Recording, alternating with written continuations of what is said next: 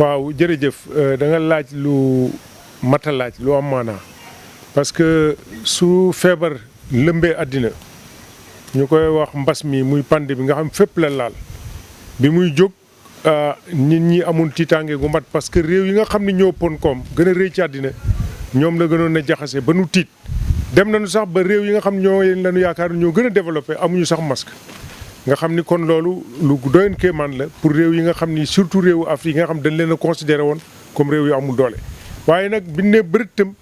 nit ñi commencé di laam-laamee feebar bi jóge bu fii ñëwaat ba léegi nag ban toll fii mu commencé nag di rey bu baax a baax a baax xam naa ni tey wax na ni bi vaccin yi ñëwee ñun nit ñi dem leen ngeen ñaqu ñu bari demuñu ndax gëmuñu woon feebar bi waaye tey dégg naa boo demee fi ñu ñaqoo nit ñaa ngay seere wu hôpitaux yi fees na ça veut dire donc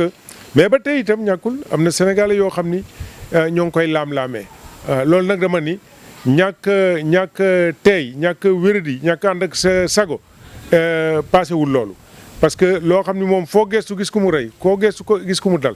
bu njëkk daan na dal nit ñi ñu koy nëbb daan na dal nit ñi ñu koy sooxaale di ko bañ a wax defe ni feebaru gàcce la ba da nga ko war a nëbb mais léegi kooki ñun la diw démb Covid ko rey boo demee ci sëg yi ñu ni Covid ko rey dem nañ sax ba mu am ay diine yoo xam tere nañ sax nit ñi di dajaloo ci sëg yi kon il faut ñu gëm ko gouvernement bi aussi taxaw na ci taxawaay bi man parce que tey boo xoolee ci Afrique ñaari réew bi ëpp ay nit ñu ñaqu Sénégal la réew mi njëkk a am ay ñaq ci Afrique Sénégal la kon ba léegi itam ñaq yaa ngi fi am na ay moment amoon rupture parce que boobu la gars yi ñun leen troisième variant nit ñi daw di ñaqu mais defe naa ñaqu yi ñëw na maintenant ce qui se passe mooy feebar lu mel ni pandémie bokkut ak sibiru nga xam dañ laan ñeenti fan lay juree ba juróom fan pandémie xamoo kañ lay jeex ba léegi sida mi nga am ba léegi paludisme mi nga am ba léegi Ebola mi nga am kon dañ ci war a am approche boo xam ne c'est une approche prospective mooy ñu xool ni lii kat du lu ñuy daan benn fan ba ay weer ba benn at boo amee ay jumtukaay da ngay war a sakkanal say jumtukaay di ko renforcer mais bu fekkee da ngaa sànni tàccu rek musiba dal la tey liñ dal réewi Afrique yëpp dal Tunisie dal Côte d'Ivoire dal fépp même dal ay réew yu développé mooy ñu ci bari danoo sànni tàccu xawoon na naagu tuuti feebar bi del siwaat nag gën leen a faagaagal kon fii ñu toll nii il faut que nit ñi ñëpp jàppandoo parce que lii va lu ñuy wax survie humanité waxatuma sax survie Sénégal ba survie Afrique ba survie Europe ba survie Amérique humanité ci boppam mooy jamono ji moom ci ak nekkinam moom la moo sooxe fi mu nekk nii te bu nu kon nee nii dee yi dégg ngeen ay juróom fukki nit ñuy dee par jour ak yooyu kooku musiba la kon nit ñi nanu àndandoo nekk benn say takku taxaw jàmbarloo ak feebar bi pour mu jóge fi jàmbarloo bi njëkk nag ci bopp lay nekk nit ñi nañu ko gëm seen bopp def ko ci seen bopp li leen tegtal pour ñu xeex ko ñu respecté ko mën a xeex waaye nag bu fekkente ni respecté wu li la tegtal amoo discipline mais mënoo xeex kenn mënoo sauver sa bopp bay sauver keneen. tey ku jóge am wax boo xamante ni wax nañ ko askan bi ba askan wi tey sax am ci ñoo xamante ni ñu ngay dëgg baaraam ci moom ñi nga xamante ni tey moo di tëree ndax ku jóge nee na di président génne def une économie am ci la maanaam troisième vague bi daal di wasaaroo ci biir. non gëw ma ni bi mu defee tournée économique c'est-à-dire que dafa amoon benn dilemme parce que il faut ñu dellu tuuti ginnaaw dilemme bi moo doon bi nu confiné nit ñi que ça soit pays bu mën di doon confiné mooy bu nit ñi génn fi nekk na nit ñi tëju fi nekk na nit ñi toog fi nekk parce que bu ku nekk toogee fi nga nekk day loolu alxuraan digle bu mbas amee ku nekk da ngay toog fa nga nekk kenn du dem kenn du ñëw mais nag xam nga koom dafa doy waar yow amoo koom amoo loo lekk amoo loo ji buñ la tëjee nag léegi amoo lekk xam nga kooku violence lay indi et désœuvrement et loolu day indi jaaxle googu nag moo taxoon bi ñu demee ba analyse yi borom xam-xam yi ak ñi nga xam ñooy réew yi ak ñi nga xam ñooy décision yi toog sambar ko ñu ne lii kat doy na waar léegi nu ñuy def est-ce que dañuy téye feebar bi faj ko waaye buñ ko fajee nit ñi dee ñu xiif dee ñu bëgg a faju duñu faju dee ñu dee buñ leen bàyyee itam dee ñu dee léegi nan la ñuy defee ba am équilibre entre koom ak feebar bi donc ñu war a xeex ñaar yi président bi daal di déconfiné daal di dindi couvre-feu yi nit ñi daal dem loolu lay wax naan léeg-léeg président bi kat ci ñi bokk ci ñi ko bàyyi ci loolu mais booba amuñu pexe parce que économie dafa am doole joo xam ne moo ko feebar yam te nit ki boo gisee tubaab yi léeg-léeg bu ñu xiifee baa ñu feebar amuñu lu ñu fajoo ñu xaru xam nga kon loolu extrême la pauvreté extrême mooy indi loolu kon léegi tournée yi c'est bien après mais léegi je pense que def na ko évidemment xëy na moment boobu techniciens yi ak ñi ko war a xalaatal parce que day am ñuy def ay analyse yor ay résultats def ay conclusions def ay suggestions bu boobaa bu ñu ko ne woon doo génn mënoo def lii mais du génn kon responsabilité bi c'est partagé chef de l'État mooy kiy jël décision yi mooy joxe orientation mais nag ay experts ñoo koy jox xalaat ñoo koy orienté ñoo ko naan lii baax na lii am na mën nañ ko aar nii mën nañ ko moo tax buur léeg-léeg ñu dugal ko ci ay jafe-jafe yoo xam ne ay techniciens ñoo ko ci dugal ba ñi nga xam ne ñoo ko war a saytu ñoo ko ci dugal mais je ne crois pas que moom mënuñu laa dénk lu doy ni askan lu toll ni mbas mi nekk fi nga jóg ni damay dem te xam ni mbas mi di nga ko wasaari ci réew mi loolu xam nga du sens su responsabilité koo xam ni président nga donc président je ne crois pas que dafa def tournée bi parce que xamoon na ni mbas mi day tasaaroo. non xam nga ku jege moom ak ku sori parce que yow mënoo xam ku jege ku sori. waaw non xam nga opposition tam dañoo war a am responsabilité xam nga opposition sénégalais dafa am du ma leen taxé parce que respecté nañ leen opposition ou non opposition ñoom ñëpp ay sénégalais lañu man sénégalais la mooy je suis un technicien. li am mooy boo nekkee ci réew ñu toll fu mel nii mu nekk mbas nga nekk ci ndéew mu am crise économique nga nekk ci réew mu crise alimentaire am crise financière yow da nga war a bokk ci lay defar. li ñuy wax mooy nit dafa war a bokk ci ay solution waaye warut a bokk ci ay problème bon léegi nag bu fekkee yow da ngaa bëgg a galgal ndax yow fauteuil bi danga ngay xool yow nguur rek ngay xool pour toog ci xam nga loolu itam baaxul li ñu war a def mooy fii ñu toll nii ñu bàyyi affaire politique yi xool nan la ñu mën a def ba sauver Sénégalais yi nan la ñu mën a def ba sauver askan wi nan la ñu mën a def ba suñu réew mucc yeneen réew yu ñu war a mucc Afrique mucc jamono ju mucc parce que su askan wi muccul économie du am développement du am parce que kenn xamul aujourd'hui kan moo ciy topp kenn xamul ci ñi fi nekk di wax ak ñi fi nekk di def kan la mooy mën a mucc ci mbas mi ak kan moo ci dul mucc kon nous sommes tous menacés te ku ci nekk ku nekk war ngaa dox nag ay tànk yoo xam ni di nga fexe ba mbas mi jóge fi pour que nit ñi am jàmm donc opposition gouvernement pro contre ñëpp nañu ànd nekk benn doomi Sénégal lañu ay nit lañu nit yàlla moo ko sàkk kon nit itam dafa war a sàmm nit mais sàmm nag ki nga xam ne sax du Sénégalais te muy dund ci suñu biir mooy ñi nga xam ne dañoo nekk ak ñun mais ñun suñu fekkee dañuy xeex ba feebar bi wasaaru ñu yóbbaale kooku dee ñu ko lor di kon loolu laa xalaat ni daal Sénégalais yi li nu tardel nag Sénégal mooy adversité politique dafa bokkul ak citoyenneté dafa bokkul ak développement moom boo koy def da ngay xool ba waxtu adversité jot nga dugg ci adversité mais waxtu boo xam ni liggéey moo jot survie moo jot ñafe moo jot pour que ñu mën a préserver suñu réew préserver suñu xeet kooku defe naa ni foofu adversité waratu fa am ñun ñëpp dañoo war a sol benn maillot football bu ñu demee nag ba dugg ci politique kan moo war a jël lii kan moo war a jël lee ku nekk solaat sa maillot ñu duggaat ci terrain bi ku nekk football te loolu période bu gàtt la war a doon mais avec une conscience citoyenne une conscience patriotique ak conscience nationaliste. Voilà donc monsieur le maire. waaw tey adversité politique nga wax tey en tant que membre Benno Bokk Yaakaar en tant que tey quelqu'un qui koo xamante ne tey dañuy dundee président ci mandat mi tey su ma la doon laaj opposition fan nga leen xaar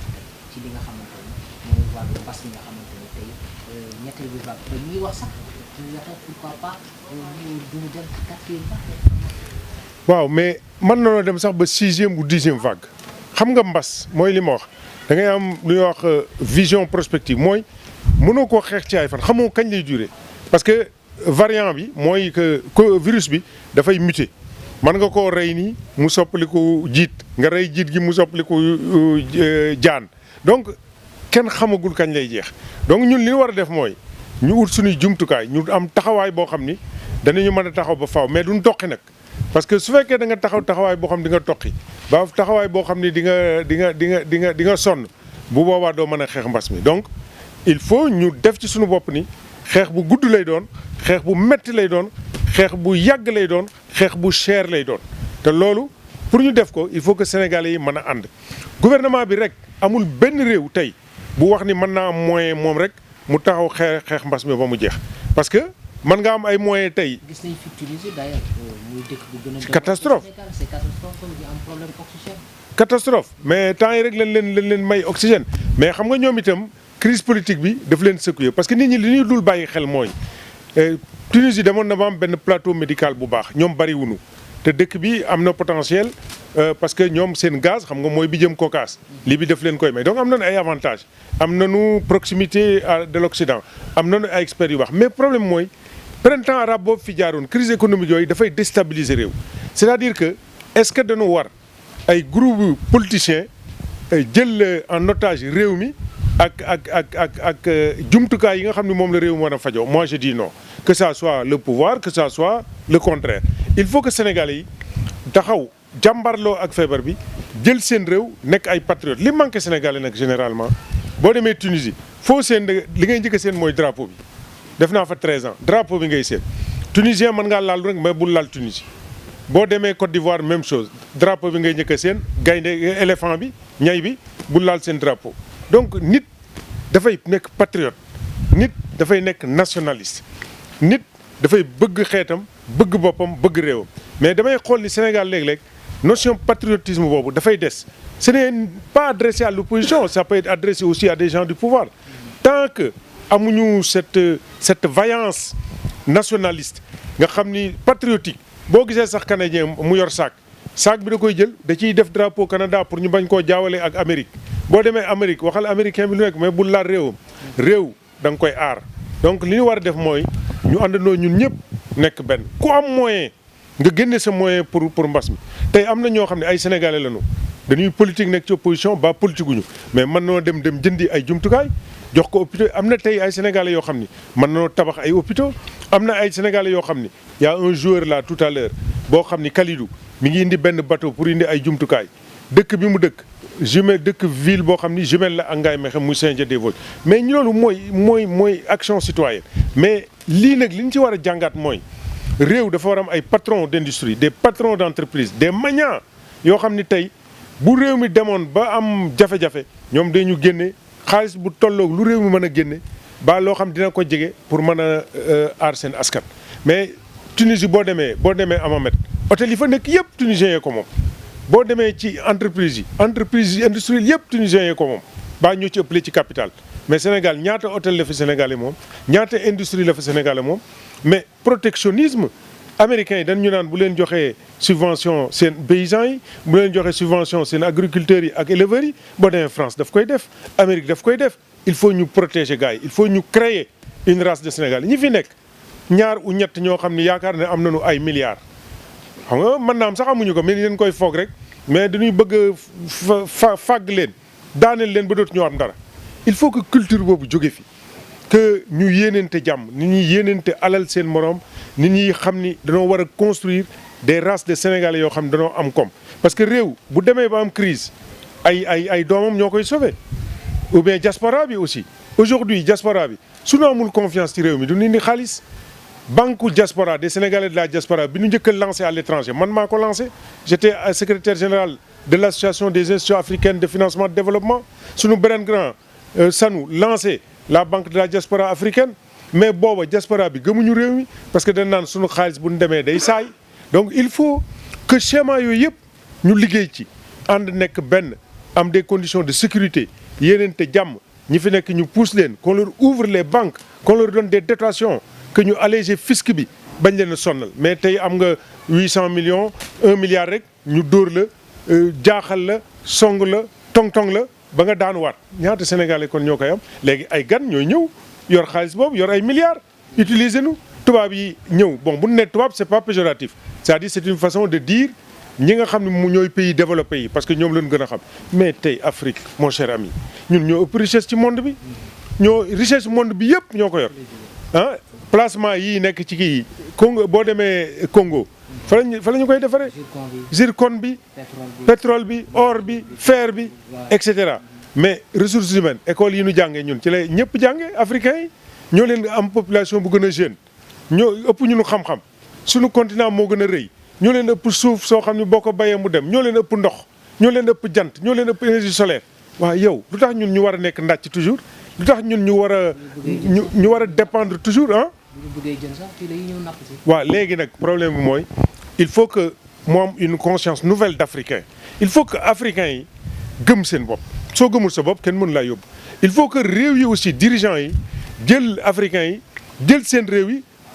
poser ko position ba xam day affirmer wu. il faut que nit ñi jub ci ni ñuy doxale il faut que nit ñi bàyyi corruption yi il faut que nit ñi bàyyi pot de vin yi il faut que nit ñi mën a jubal liggéey pour askan wi mais liggéey pour que Afrique demain se lève à la face du monde nekk continent bu am doole mais continent ñoo ëpp lépp mais aujourd'hui pourquoi toujours ñun ñooy ñaan pourquoi toujours ñooy sarxu pourquoi toujours ñun la ñuy yërëm pourquoi toujours la bénédiction pourquoi toujours il faut que l'Afrique à un moment jóg taxaw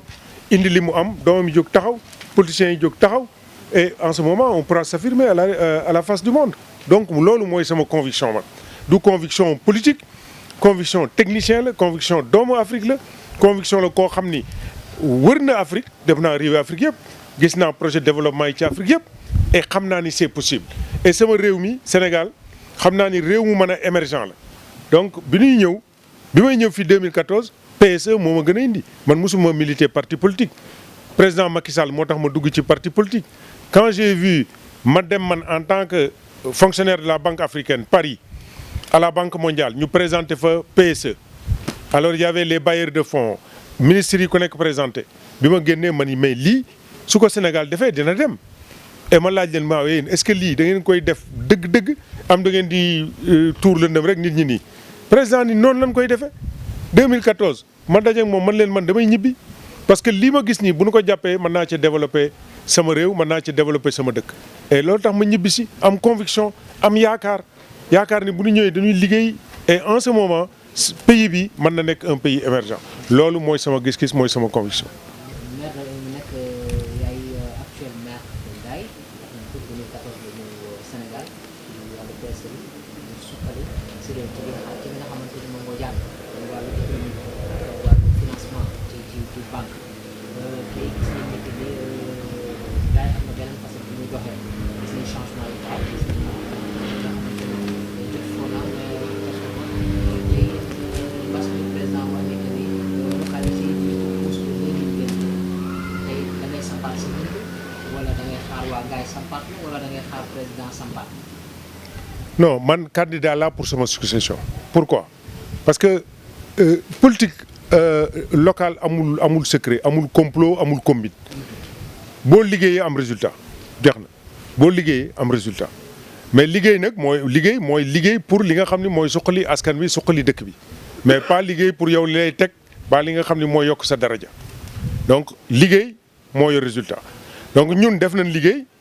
liggéey boobu def na résultat waa Ngaye seen bopp ñoo wax ni ñoom liggéey boobu kontaan nañ ci mais ñun leen doyalagunu parce que dañ leen di dolliwaat encore donc moo tax ñu ni nous sommes candidats pour suñu succession pour continuer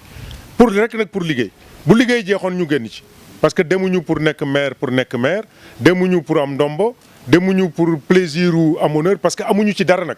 ci liggéey bi lu dul rek ñoo fi def lii way leen ci doonul rek que bu ñu waxee ñu ni ñun kat suñu expérience wan nañ ni liggéey mën naa am ci collectivité territoriales yi ñëw nañ suñu dëkk bu ñuy wax Ngaye Mékhé def nañ fa lii te loolu def nañ ko fa fi mu ne donc fi mu ne bu ñu demaatoon ak bu ñu demaatul yëpp lan fa doon dut am nañ ko ba pare programme bi ñu leen joxoon tëral nañ ko def nañu lu ëpp programme bi ñu leen joxoon kon suñu jaan wàcc na. dégg naa ci formation yooyu sax am na doomu Ngaye yi wax naan yëf nañu am maire bu mel ni ndax Ngaye xaw na soppi xar-kanam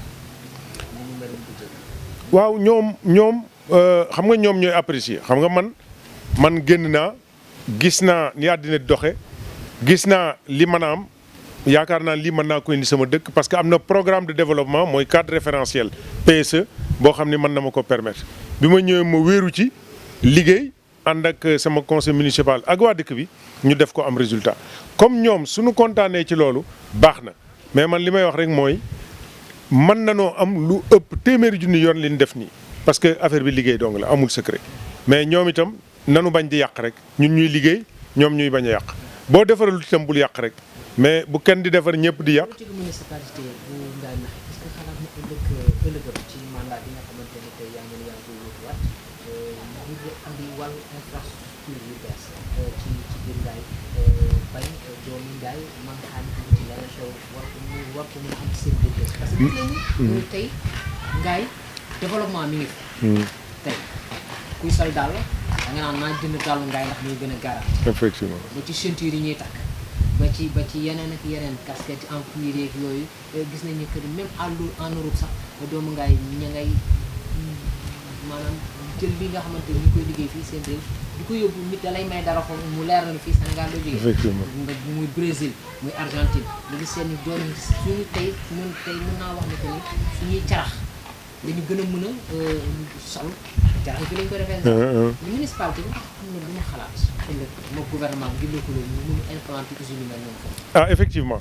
bon ça c'est une bonne question ça vient à l'heure parce que démb rek ñoo ngi tenir benn comité de pilotage pour l'industrialisation du secteur peau et cuir mooy ngaay fi mu ne 250 ateliers ñoo fa nekk cordonnerie atelier bu nekk di nga def 20 paires de chaussures ñoom globalement dañu regrouper chaque année en chiffre d'affaires plus de 10 milliards te artisanat bi du cuir rek am na série am na pot yi am na panier yi am na menuisier yi et cetera mais base bi mooy der yi et aujourd'hui chaîne des valeurs boobu ñoo ngi koy développer am na investissement yu am maanaam ay infrastructures yu fa am ñoo ngi defar benn centre de formation peau et cuir boo xam ni Banque africaine moo koy financé ak gouvernement bi pour près d'1,5 milliard unique en Afrique on a le SECA le site d'exposition commerciale artisanale bu fa président Macky Sall def may ñu ay équipement de cordonnerie pour près de 150 millions ñu am aussi ay artisans de Bergamo en Italie may ñu une usine complète ñoo am abattoir ñoo am tannerie végétale boo xam ne avec le PACASEN ñoo ngi koy mettre à niveau ñoo am maison de l'outil ñoo am ay donc vous voyez qu'il y a une infrastructure maintenant dañu bëgg a industrialiser loolu pour créer de la richesse et de l'emploi te loolu ñoo ngi ci et gouvernement mi ngi ñuy accompagner pour que ñoo am tannerie bu moderne bu chrome am tannerie végétale am usine pour defar ay teinture am fu ñuy defaree ay dàll ba man sax di habiller armée sénégalaise par exemple di habiller école yi di defar ay sel pour gendarmerie di jaay ay dàll di ko exporter et cetera donc loolu ñoo ngi ci mais on ne reste pas là waxuñu rek pour Ngaye Kayor yëpp lañu wax am nañu benn projet bu ñu wax dañoo bëgg a créer une zone économique et industrielle du Kayor c'est la corne du Kayor zone boobu mi ngi war a déparé Pire ba Ngagne Diouf di uti Cilmaxa parce que Kayor dafa am potentiel suuf yi gën a baax ci Sénégal ñun ci la ñu wéeru waa Ngaye nekk à 20 kilomètres de la mer de l'océan Atlantique port bi gën a rëy ci port de pêche deuxième port parfois même premier en termes de production c'est Fass Boye nga jóge fa ñu nekk Touba 110 kilomètres la deuxième ville économique ñu nekk 58 kilomètres de Bambey nekk à mi-chemin Dakar Saint-Louis donc léegi dañuy créer benn port sec diggante Ngaye Baba Garage Koul ak Mérina Dakhar def fa benn data center dévier train bi xam nga ñun am nañu gare am nañu train bu jëm di yóbbu zircon bi donc bu ñu dévier 7 kilomètres xam nga 7 kilomètres de rail ça fait 7 millions de dollars donc un kilomètre de rail c'est 1 million de dollars bu ñu ko dévier am benn port sec comme port bi mais boo xam ci suuf lay doon nga xam ni dañu mën a dépoter dañu mën a wàcce conteneurs yi chargé waat yi jëm Touba yi jëm Mauritanie yi jëm Mali yi jëm Gambie xam nga day am activité économique léegi bu ñu paree ñu def benn usine Attiéké amidon entre Meouane et Pire xam nga foofu la ñuy defaree ñam bi boo demee nga ñëw Ngaye ñu def fa industrie cuir ñu defar Mérina Dakhar xam nga Dior l'UEMOA def na fa benn projet de près d'1 milliard pour l'agro-industrie ñu bàyyi tout ce qui est transformation céréales fruits et légumes Mérina Dakhar xam nga Ngagne Diouf commune de Ngagne Diouf xam nga gis nañu phosphate ñu def fa benn usine engrais xam nga boo demee diggante Niakhène Pekes ak Cilmaxa boo demee foofu mën nga fa def benn minoterie di defar semoule di defar farine et cetera tu comprends donc gis nga ni on peut amayer boo demee Koul nga def fa agropole diggante Koul ak Kër Samba Kane ñu bay fa et li ci des nga def élevage donc tu vois que sunu ambition dépassé na Ngaye il faut que mu nekk ambition boo xam ni day nekk Ngaye mais nekk aussi intercommunal pour que Corne du Kayor nekk un pôle économique véritable donc loolu ñoo ngi ci liggéey projet bi gouvernement bi intéressé na ko maire yi waxtaan naa ci ak ñoom ñun ñoo ko porté nag Ngaye moo ko créé moo ko porté invité yeneen communes pour ñu liggéey ko donc aujourd'hui suñu ko defee ça va partir parce que soo amee zone industrielle bu mel noonu désagrégé parce que le fait que nga jël zone industrielle te jël 50 hectares dugal ko fa yooyu dafa xew yi da nga koy désagrégé mooy ku ci nekk nga yóbbu ko parce que xale yi nekk ci commune bi ñu liggéey ci usine ba nekk ci commune boobu Ngagne Diouf engrais ñu toog foofu Meouane ak Pire ñu toog ci Attiéké bi ak amidon bi di defar aussi ay boo demee Mérina Dakhar ñu toog foofu Kër Samba Kane Koul ñu toog foofu Niakhène Pekes Cilmaxa Mbayeen ñu toog ci minoterie bi waa Ngaye waa Kouré Koul Mbegere yooyu ñu ñëw Ngaye donc je pense que suñu jëlee loolu amaye ko ak triangle bi Touba Daara je pense que c'est une véritable opportunité pour un développement économique, emploi des jeunes, création de richesses, etc. Et gouvernement bi d'accord na ci sama xalaat boobu d'accord na ci ni il faut ñu territorialiser politique publique yi, développer ay zones économiques et industrielles à l'intérieur du pays, dans les territoires, et un peu sortir de Dakar, Diamniadio et autres. Donc nous avons ñun tam Ngaye waxtaan nañu ak Sandiara suñu conseil municipal d'accord nañu jumelé ak Sandiara, pourquoi ne pas mettre peut-être la tannerie à Sandiara parce que am nañu place te ñoom amoon nañu projet tannerie. Tey Sénégal mënta wax ni dafa bëgg a créer industrie der, dafa bëgg a créer emploi et richesse ci cordonnerie te amul der parce que ñaari tannerie yi fi nekk tannerie au chrome d'abord premier ñi cëpp chrome bi ñoo ngi koy sànniwaat ci géej gi. C'est comme les ICS acide bi ñoo ngi koy sànni ci géej gi, c'est inadmissible.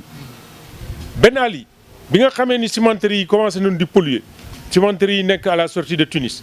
daf leen a jox délai ni leen mise à niveau su ngeen ko deful mise à niveau ma fermer cimenterie yi. Ils ont fait la mise à niveau ba nga xam ni poussière bi dootuñu ko sànni dañ koy recycler ci biir production bi. kon fii aussi tannerie yi ñoom wet bulu la ñuy def mooy produit semi fini mais aujourd'hui il faut que Sénégal mën a am produit fini pour que ñu bañ di jël suñu cuir semi fini di ko yóbbu Italie ba Portugal ñu koy defaraat di ko indi dinu ko jaayat prix bu cher parce que bu boobaa duna am valeur ajoutée ci daal. waaw di leen sant rek di wax ni duñu tàyyi duñu toqi duñu sonn parfois dañuy am double lecture ci man technicien bi ak politicien bi mais l'un ou l'autre c'est un politicien parce que li ñuy def nii c'est de la politique mooy que ñu jéem a faire valoir suñuy idée jéem a faire valoir suñuy programme mais aussi nit ñi fekk ñu ci li ñu yaakaar ni suñu ko boolee ci li ñuy def réew mi dina dem kon ñoo ngi leen di sant et wax leen ni ñun suñu engagement c'est total suñu engagement mooy que suñu réew nekk réew mi nga xam ne moo gën a émergent ci Afrique à terme ça peut être 8 ans 5 ans mais Covid bi nag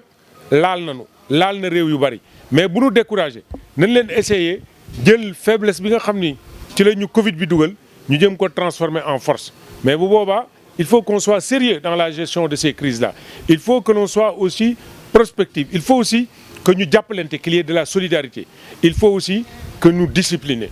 Parce que soit amul discipline, amoo conviction, amoo gis-gis, amoo xam-xam, amoo expérience, amoo koy toppandoo ku baax mais doo wujjeeg moom doo dem fenn. Donc ñoo ngi leen di sant di leen gërëm yéen itam di sant DMTV di la sant parce que waxtaan yu am yëpp maag yow waxtaan yu am maanaa la parce que li ngay laaj itam mooy li askan wi soxlaa xam ku nekk nag war nga comprendre ni journaliste bi askan bi lay laajal moo tax ñu war koo tontu boo xam ni dina xam ni nit ñi kat ñoo ànd waaye li ñuy liggéey lépp pour askan wi la kii farak kii farul yëpp nguur nag il faut mu am benn président il faut mu am benn gouvernement il faut que ñooñu di doxal politique gu état bi parce que li tax ñu gagné woon danoo joxoon politique ni lii lañu war a doxal xam naa ni ñu koy doxalee amul résultat yi ñu doon xaar waaye nag yow mënoo nekk opposition aussi bëgg leen a doxalloo politique bi nga xam yow moo doon sa politique te gagné woo ca politique booba. donc loolu tam il faut nit ñi am ouverture d'esprit am tolérance am acceptation de l'autre et de la politique de l'autre. maa ngi leen di sant maa ngi leen di gërëm di nuyu waa Sénégal yëpp di leen invité Ngaye di leen wax ñuy sol dallu Ngaye di jël saagu Ngaye di lamboo seru Ngaye et bu boobaa dañu mën a am made in Sénégal dallu Ngaye et pourquoi pas en 2023 ou 2025 suñu yàlla dina ci mbas mi ñu imposer à la face du monde en été 2025 le made in Sénégal dallu Ngaye ñu dem exposer ji ko à Florence exposer ji ko à Paris exposer ji ko à Londres à Abidjan à Addis Abeba et pourquoi pas au Caire donc loolu mooy suñu ambition et ñoo ngi ci liggéey et gëm nañ ko te dara mënuñoo dévier nag ci suñu conviction boobu et ñoo ngi ci liggéey li ñu bëgg nag mooy ñu jàppale nu ñoo ngi sant gouvernement bi ni muy jàppee ñoo ngi sant bailleurs de fonds yi ñoo ngi sant investisseurs privés yi nga xam ni ñoo ngi def confiance en Ngaye et on y va ensemble et tous ensemble la victoire est possible le succès au bout de l'effort